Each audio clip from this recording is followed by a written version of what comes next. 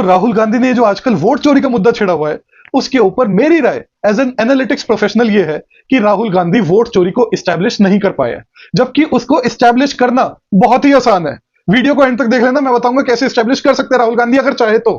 राहुल गांधी सिर्फ ये इस्टेब्लिश कर पाए हैं जिसके ऊपर वो खेले जा रहे हैं इतने टाइम से, वो ये है कि election commission is terribly bad at keeping records. और ये बात हम सबको पहले से ही पता थी, बस उसके पोटेंशियल स्केल के बारे में हमें नहीं पता था, जिसकी शॉक वैल्यू हमें राहुल गांधी ने डिलीवर करी। मैं आपको पर्सनल एग्जांपल से बताता हूं। मेरे जो चाचा है वो कुछ साल पहले एक्सपायर हो गए थे, लेकिन आज भी उनका वोटर लिस्ट में नाम आता है। और जो मेरे बाकी परिवार के लोग हैं जो एलिजिबल वोटर्स है, उनका नाम जो है वोटिंग रिकॉर्ड में नहीं आता। आपके साथ भी ऐसे कई सारे केस हो रखे होंगे।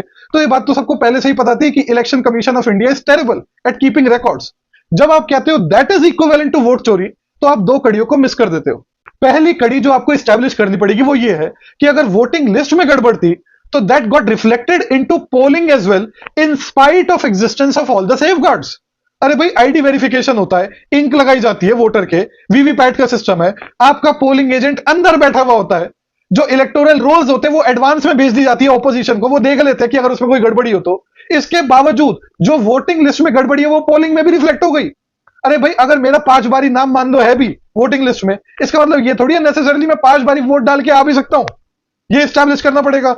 दूसरी जो आपको कड़ी जोड़नी पड़ेगी वो ये है कि जितनी भी वोटिंग लिस्ट में फ्लॉज थे, ये पोलिंग में भी आए, और फिर ये गए भी रूलिंग पार्टी को, सिर्फ आपको नहीं गए, रूलिंग पार्टी को ही गए।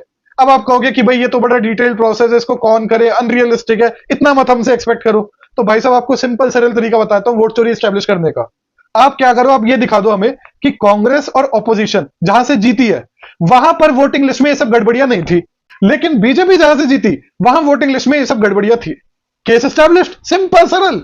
राहुल गांधी ने इसको इवेट करने का क्या बहाना मारा कि इलेक्शन कमीशन ने हमें डेटा नहीं दिया, ओसीआर रीडेबल नहीं है, 7 फुट के पेज दे दिए तो हमने मैनुअली रीड करा। इतनी बकवास बात। मैंने तो दिखा दिया आपको कैसे हमारे बड़े भैया शेखर भट्टाचार्य ने कुछ घंटों में पोलिंग स्टेशन का पूरा डेटा डिजिटाइज कर दिया, इलेक्शन कमीशन ऑफ इंडिया की ही एपीआई यूज करके। वो वीडियो कई सारे कांग्रेस फंक्शनरीज ने भी देखी, तो मेरे साथ देखने टच में आए, मैंने उनको शेखर जी के साथ टच में करवा दिया। वो सारी बातें उन्होंने बता दी, अब कांग्रेस जाने वो जाने। तो भैया, आप चाहो तो पूरे इंडिया का डेटा डिजिटाइज करके एस्टैब्लिश कर सकते हो, पर शायद आपको रिजल्ट पसंद ना आए, शायद आप इनकॉम्पिटेंट इतने हो कि आपने पूरी बात एस्टैब्लिश करी ही नहीं, आधी अधूरी 6 महीने लगा के 30-40 बंदे लगा के वो काम जो कुछ घंटों में हमारे बड़े भैया शेखर भट्टाचार्य ने कर दिया, आधी अधूरी बात लेकर आप पब्लिक डोमेन में आ गए और आपने बोल दिया वोट चोरी। अब जस्ट इन केस कमेंट में लोग बोले ये तो संघी है, ये तो भाजपा सपोर्टर है, तो जाके देख रिकॉर्ड में अपन कौन है। मेरी पास वीडियोस देख लेना बीजेपी और मोदी पे।